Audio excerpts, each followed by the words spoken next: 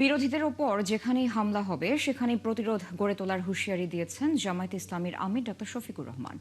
হবিগঞ্জে আহত এনসিপি নেতা আলিফকে দুপুরে রাজধানীর চক্ষু বিজ্ঞান হাসপাতালে দেখতে গিয়ে তিনি কথা বলেন।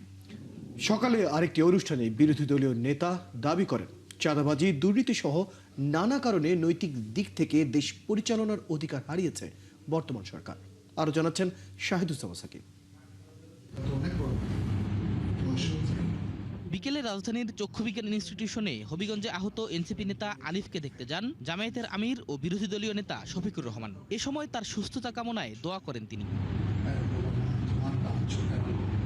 সিলেট ও হবিগঞ্জে এনসিপির পদযাত্রায় হামলার ঘটনার নিন্দা জানিয়ে জামায়াত আমির বলেন, আইনের রক্ষক হয়েও ভক্ষকের কাজ করছে সরকারি দলের নেতারা। কারো বক্তব্য কারো পছন্দ না হলে আরেকটা বক্তব্য দিয়ে তার জবাব দেবে।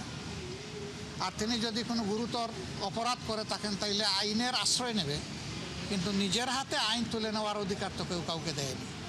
বিশেষ করে সরকার, যাদের দায়িত্ব হচ্ছে দেশে আইন শৃঙ্খলা রক্ষা করা, তারাই যদি আইনের রক্ষক না হয়ে ভক্ষক হয়ে যান, নিজের হাতে আইন তুলে নেন, তাহলে জনগণ কে কার কথা শুনবে? কোনো জায়গায় ছাড় দিয়ে কথা বলা ঠিক হবে না। যেখানেই অন্যায় সেখানেই প্রতিরোধ, এটাই সমাধান, এর বাইরে কোনো সমাধান নেই। এর আগে জাতীয় প্রেস ক্লাব মিলনায়তনে বাংলাদেশ পরিবহন শ্রমিক ফেডারেশনের ত্রিবার্ষিক সম্মেলনে তিনি বলেন, সরকারের একজন মন্ত্রীর বক্তব্য অনুযায়ী দেশ এখনো ঘুষ, দুর্নীতি, চাঁদাবাজি মুক্ত হয়নি। এর মাধ্যমে সরকার ক্ষমতায় থাকার নৈতিক অধিকার হারিয়েছে। একজন সিনিয়র নেতা কালকে বলেছেন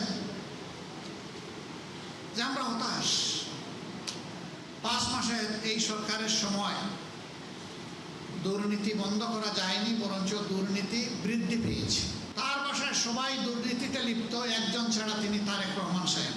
ব্যর্থতার দায় যখন স্বীকার করলেন, তখন কি এই সরকারের আর ক্ষমতায় থাকার কোনো নৈতিকতা থাকে? নৈতিক দিক থেকে সরকার তার অধিকার হারিয়েছে দেশকে পরিচালনা। গণভোটের রায় নিয়ে সরকার টালবাহানা করছে বলেও অভিযোগ করেন তিনি। বলেন, দাবি আদায় না হওয়া পর্যন্ত লড়াই চালিয়ে যাবেন তারা। দানাই বানাই করা হচ্ছে গণভোটের রায় নিয়ে।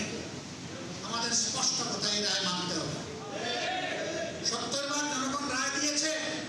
যদি গণতন্ত্রে বিশ্বাস করেন এবং নিজেদেরকে গণতন্ত্রের দল এবং সরকার মনে করেন, তাহলে 70 বার মানুষের রায় অবশ্যই মানতে হবে।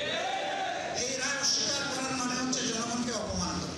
জামায়াত কোনো আধিপত্যবাদের কাছে মাথা নত করবে না বলেও জানান বিরোধী দলীয় নেতা। এই বাংলাদেশের জনগণের হাতে হাতে তাদের অধিকার তুলে দিতে চায়। শাহিদুজ্জামান সাকিব, ৭১, ঢাকা।